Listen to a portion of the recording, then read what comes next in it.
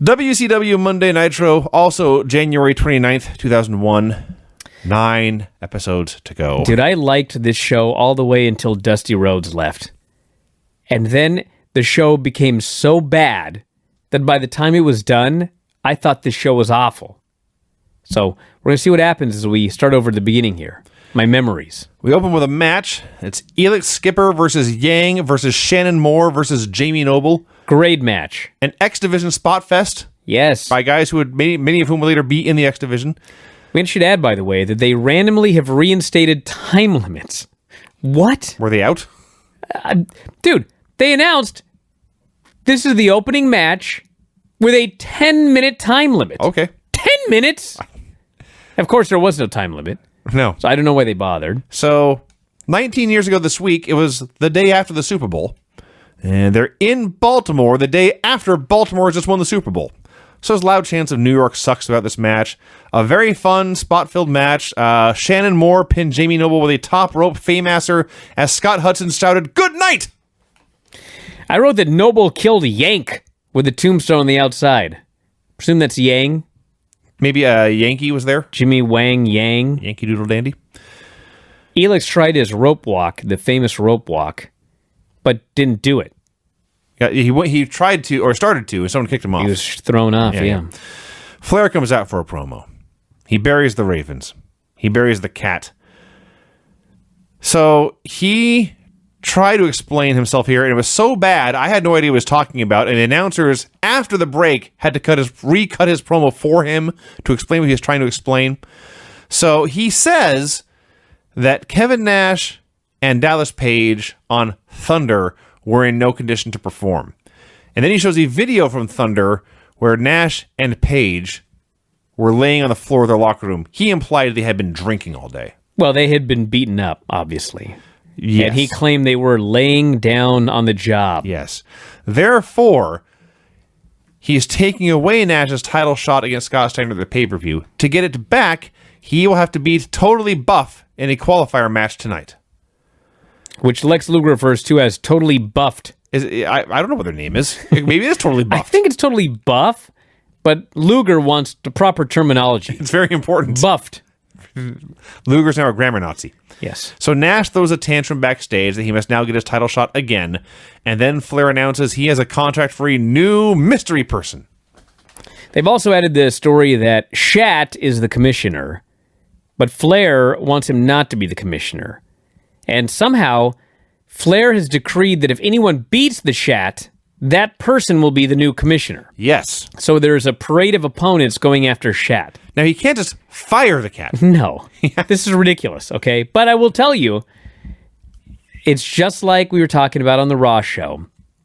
It's a little something to add a little bit of interest to a match I otherwise would not give a shit about. Okay. Or give a shit about. So after the break, they do show further video where Steiner and his buddies have pipes, an animal, and all of them, and they clearly were the ones who beat Nash and Page and laid them out on Thunder.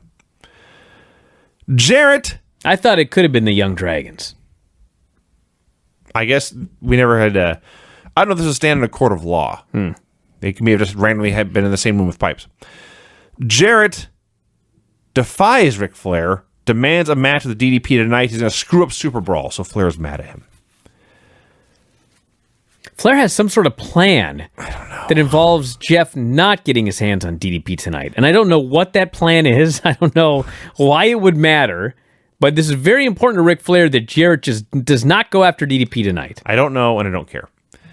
He better care. We got 4 more weeks of this building up the show. So Medeja's backstage, and she accidentally on purpose bumps into some guy. Now, obviously, the plan here is she'll bump into him. Steiner will think it's this guy's fault and attack him and break his leg. Fine. So she bumps into the guy and stops and looks at him. And he looks at her and says, "Oh, are you okay?" And he reaches out and strokes her face.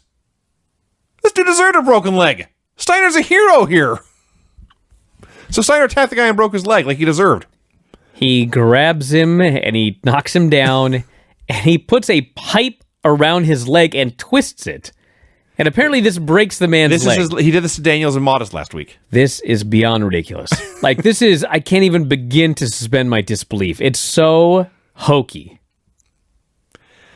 The cat comes out. It's hokier than Kurt's pizza commercial. Cat comes out for a promo. Flair can't get anyone to hold him down. Whoever comes out, he says, is about to get their ass kicked, and anyone who comes with him is suspended for 30 days. I'm going to say this a second time. Anyone who comes with him is suspended for 30 days. So Sean Stasiak comes out with Mark Jindrak. Stasiak says, I'm going to beat you. I'm going to be commissioner. And my first act as commissioner will be to give myself and Jindrak a title match against Chuck Palumbo and Sean O'Hare. Okay, fine. You're teasing tension between the Thrillers. He has a reason to be on commissioner. Great. But then Stasiak and Jindrak both come down. I didn't even know who was wrestling at first. Well, Vinny, my guess would be that Shad decided to go into business for himself. Yes. And hey, listen, I'm sure it is the cat's fault. The point is, it's horrible TV. It was bad. The match was all right. It was a simple match. It was a simple story. And once again, because there was something tangible on the line here, the idea of Stasiak as commissioner, I cared slightly more than usual. Wow. But I'm talking, I cared 1% more. My God, your standards have fallen. Dude, have you watched this show? You cared about Sean Stasiak versus the cat because one of them might be the commissioner when it was done. Well, I thought, can you imagine Sean Stasiak playing the role of commissioner? That would be horrible. Maybe it'll happen. So the match is not very good. I've seen hundreds worse, but it's not very good. Stasiak misses a horrible top rope elbow. The cat wins with the feliner, and then I will admit this, Brian. Everyone in the crowd jumps to the feet and cheers. They like Shat. Do you like the Shat? He came out with Miss Jones. They danced. They showed a lot of charisma. I can't remember anything about Miss Jones. I just watch her, and it's like it's Berenstein Bears. It didn't happen in 2000. Now it's happening. If you've seen Miss Jones once, you've seen her every single appearance she ever made. That's true. Yeah. But still. So Flair is terribly frustrated by this. That damned cat is still the commissioner. The Wall... I still can't believe I wrote this. The Wall is waiting outside Chavo Guerrero's office. The Wall's leaning against the wall. He is. Which is... How do you do that? Well, how do you lean against yourself? How did he found a way? And then Hugh Morris attacked him and threw the Wall through a door. Okay, now, Vinny, I'm going to try not to flip my lid here, okay? Mm-hmm. Hugh Morris destroyed the Wall. Yes. Confirm that for me. Hugh Morris, Brian, here on the show with cameras recording, destroyed the Wall, laid him out, left him laying. Okay, so let me fast forward a couple segments and we'll go back. Chavo Guerrero meets with Totally Buffed. Luger and Bagwell, right? Yeah. Chavo is furious. He says, "Why did you take out the Wall? That was my tag team partner." And they say, "Don't worry, we have a partner for you." Is that not what happened? He didn't blame them. He just said the Wall had been taken out. He wanted them to solve the problem. But he never said they... Why? Why did he go to Totally Buffed? I don't have an answer. Well, at least he didn't... I could have sworn he said, "You guys took out the Wall." And he was mad about it. I don't believe he did. All right. So, Mike Sanders meets with Crowbar. Lets him know he has not impressed Ric Flair. I should be talking about Flair. He's not been very impressive. But he's got another big match tonight. He's got another chance. His opponent's going to be Lance Storm. Dallas Page arrives at a book signing. Okay, so I've done book signings, all right? Mm-hmm. Now, maybe there was a lot of books underneath the table, but DDP's at his book signing, and there's like thousands of people there. There were. At least they're making it out like he's a big star. He's got like 5 books on the table. Yes. Well, Brian, I think the assumption was everyone would have already bought their book and brought it with them. That doesn't happen, Vinny. I know. Okay. So in line, there's a bunch of dorks, including the biggest dork of them all. He's jumping up and down. he's going bang! It's AJ Styles. It sure is. And next to him is another dork, also acting like a geek. It's Air Paris. Oh. Yes. So they're just all being dingbats, and DDP's being a professional, but finally he just stands up and calls over security. Well, what happened was Styles and Paris, they started a fight. They grabbed each other. Paige tried to calm them down by standing up and walking over to them. When he walked over, Paris hits the ground. Yes. AJ points at Paige and says, "You punched him." And then Paige is confused. He shakes his head, just says, "Doug!" And Doug Dillinger and security come over, and they take Air Paris away. So it was not AJ Styles' debut, by the way. For some people have said that because he was an EMT or something. The NWO beat him up a while ago. Which there's a table for three on the network. It's AJ Styles, Jeff Jarrett, and Sting. Mostly talking about TNA, believe it or not. But AJ mentions the first time they ever met was when he was an extra getting beat up by Jarrett on Nitro. Jarrett has no idea what the hell he's talking about. No recollection. So anyway, this all went down to this wacky book signing. AJ Styles framed Dallas Page for a crime. A Hummer arrives at Nitro.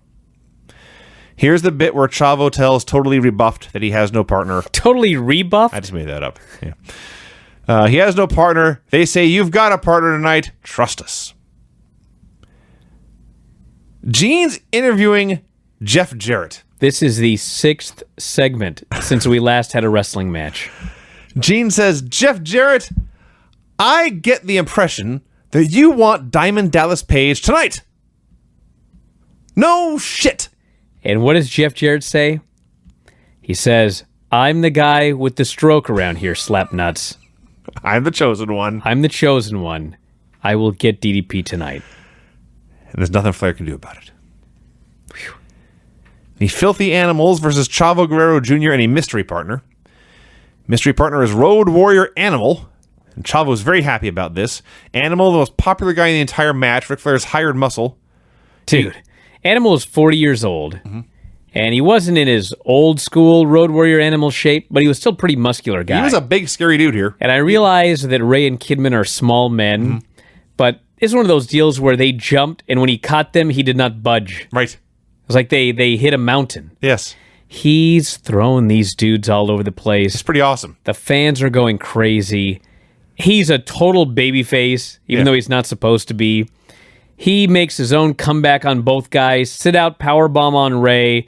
Chavo gets the pin. This was a complete and total burial of Ray and Kidman. Yes. But Animal did look great. Animal looked awesome here. Stunningly awesome. It's 2001. Yes. And Road Warrior Animal looked great.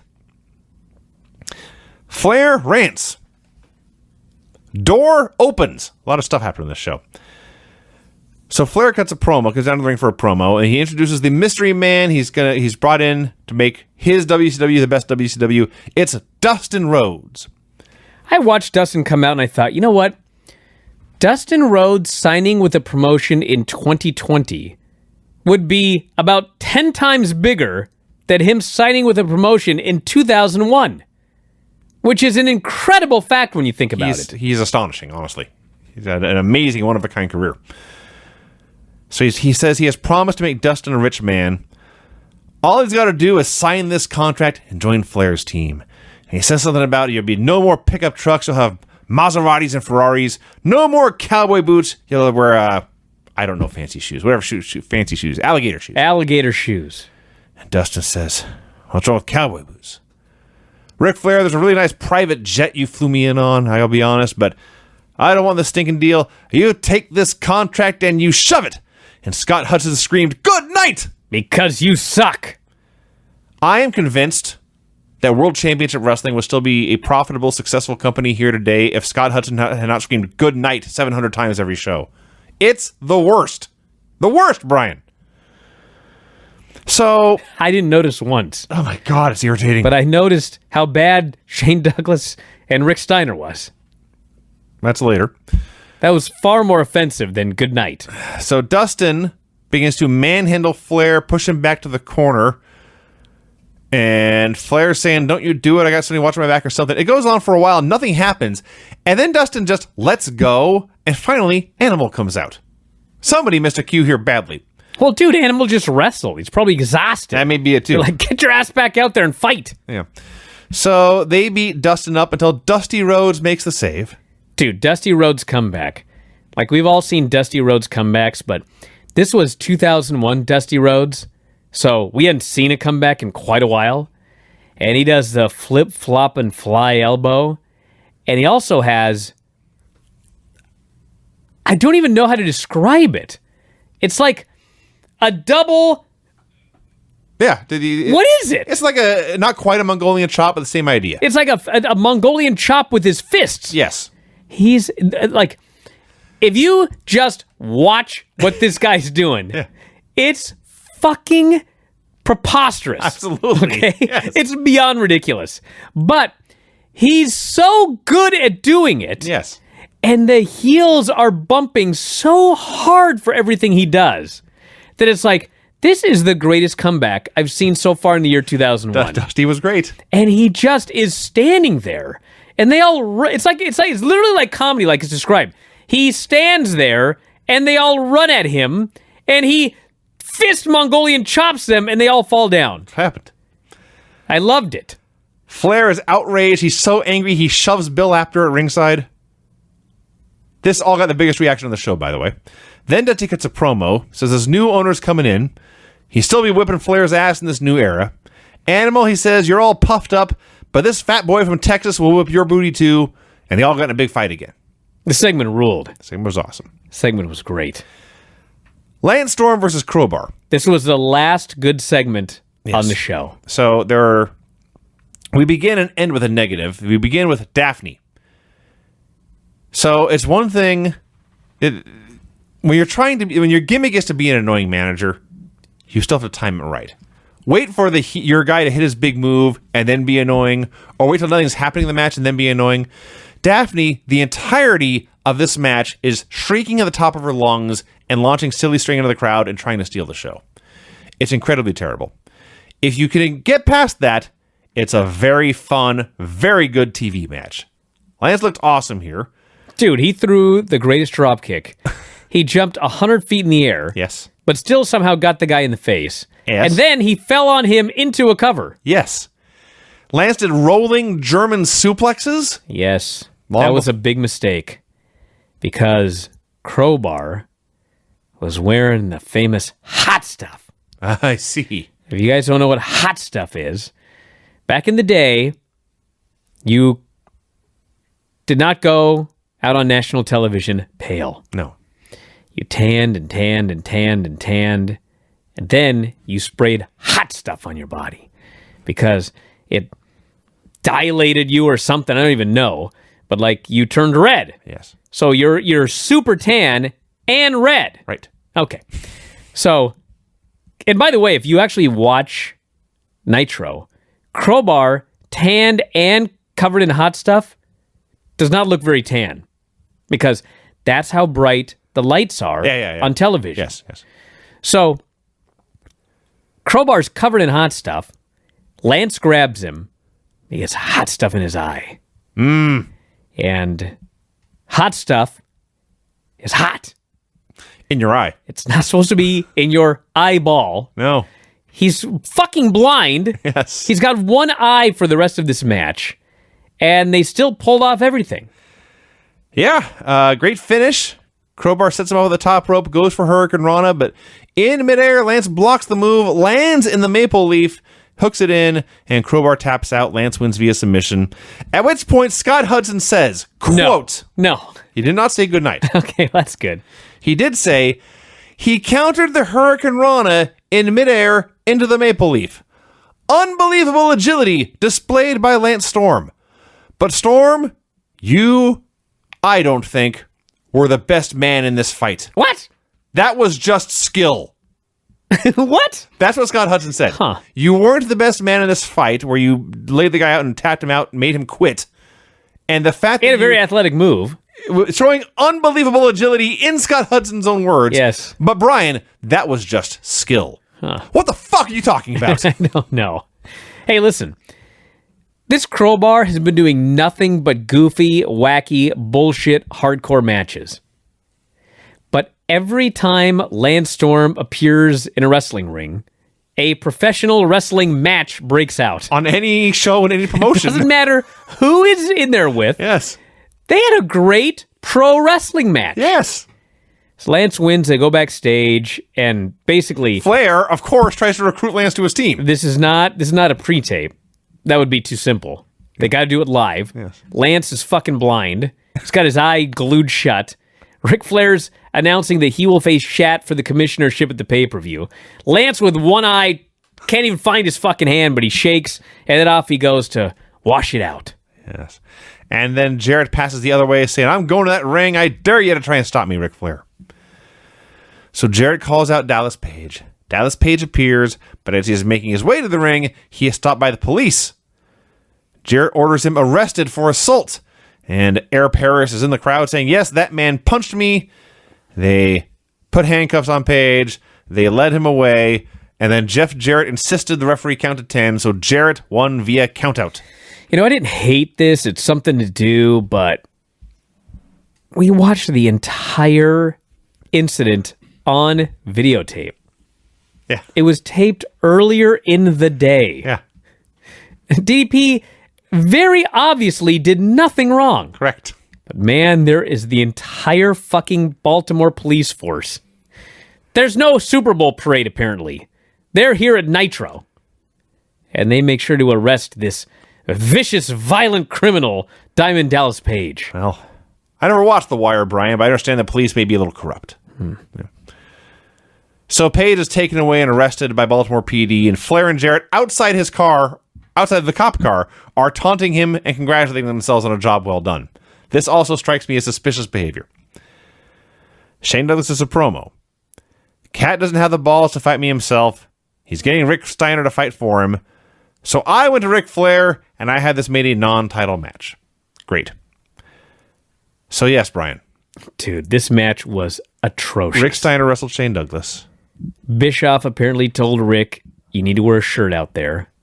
That tells you the shape that he was in. Yeah. He's blown up sky high. He's so tired. They fucked up a hip toss. Yes. How do you fuck up a hip toss? I believe once you have learned how to fall, this is the first move you are shown in any wrestling school. Shane tries to get the chain out of his pants. And by the way, it's Rick Steiner, a legit amateur guy. You don't need to train with him. He can just throw you. Steiner gives him a lariat, and the Bulldog pins him. Actually, no, he didn't. He goes to that Bulldog, was and the worst. Douglas kicked They're out. having this horrible match, falling Jesus. over each other and fucking up everything. Steiner hits his finish, and it's not the finish. Jesus Christ. Then he won with a DVD. Can you imagine, like, you've got a Bulldog off the top rope. We're going to have him kick out of that. But this AA, that's too much. I realize you're trying to get over a second finisher, but come on. That was ridiculous. Bad place, bad time. Bad everything. This bad sucked. match, bad performance. This was bad. Bad booking, yes. Every part of this sucked. Totally Buff versus Kevin Nash. Totally buffed. They do a promo before the match. They did? These shirts are also too tight, Billy. Luger can't get his goddamn shirt off. Yes. That's twice in his life now on national television. Or at least during... Well... maybe not national television, but... It was funny. He tears it off, but he can't get the shirt off. Yes. And Bagwell has to try to help him get it off. Then Luger attacks the shirt. I loved this. So they're doing this match. It's a handicap match. They're not even bothering to tag. Nash hits a power bomb, his finish, on Lex Luger. But to prevent the count, Buff Bagwell grabs the referee and hits what Scott Hudson called a Kenta Kobashi DDT. Which would be, That should have redeemed him for the rest of the show. it actually did. I did. He called it that. Well done, Scott Hudson. So outruns Alex Wright, last seen being powerbombed through a stage. Hey, this made sense. He's mad that he should be the number one contender, Yes. and Nash stole it from him. Yes. So he runs out in a referee's shirt. Now it's 3-on-1. Nash is still killing everyone. The best thing about him running out in that referee shirt is he looked like a ref. So you just see a ref run down. He's a little tall. And he counts to 2 and stops. And that's when you look at him closely and you realize, oh, it's Alex Wright. I just thought it was one of the random refs. So they're beating him up 3-on-1. He makes his own comeback. He powerbombs Buff. The cat runs down on a ref shirt, and they can't just have him count 3. He runs in and counts 2. He gets yanked out of the ring. He beats up Alex Wright, then jumps back in the ring, then counts 3. And again, I will admit, there was a huge ovation. It worked in the building. So I was reading The Observer before I watched this, and Dave noted that Buff had bitched about doing the job in this match. And I read that, and I'm like, fuck, dude, come on. Seriously? What are they doing with Buff in 2001? Nothing. Yeah. He's in a thing with Lex Luger. They're just doing some stuff. Kevin Nash is the guy who's going to get the championship match of the pay-per-view. Just shut the fuck up and do the job. That's what I'm thinking. Then I watched this, and it's like, this poor bastard had to be pinned for like 30 seconds because they had some stupid idea of Shat runs down, he goes to count, he gets yanked out, he starts beating someone up, then he goes back in. Buff literally was down for like 20 seconds. So when I watched it, I still think he's an idiot for bitching about doing a job to Kevin Nash when Kevin is headlining the next pay-per-view. But, I mean, he did look like a geek the way that they arranged this finish here. So Nash calls out Steiner. Steiner comes out, and the show goes right off the air. That's it. At the end of Nitro. Well, let's do this, Vinny. This will be brief. Oops. The finishes on this show were clean pin, clean pin, clean pin, count out due to arrest, clean pin, pin after assorted wacky referee shenanigans. God, that was so quick I couldn't get to the button That was quick the enough. whole thing. I think that was 10 seconds. Maybe less. Wow. Hey, at least we're getting some clean pins here. We're getting 6 matches in a 2-hour show. Well, And that's counting a count where a guy was arrested. so 5 matches. Yes. Hey, well, get the important stuff on. And one of them was Steiner and Douglas, so 4 good ones. And not the rest. All right, everybody. Believe it or not, we're going to be back again in 2 days doing this again. No, fuck you. This is your fault. You and Craig were the ones who wanted to do this. And that fucker isn't even here for this show. That's right. Don't you dare even bitch about this, Vinny. Listen. I didn't realize you were going to make us stay on schedule. You still wanted to review every one. Yeah, but I don't know. How many are left? Between 8. There'd be 7. Now you understand? Let's just go. Now you understand? Let's just go. All right. We're out of time, everybody. We'll talk to you again after a while. Bye.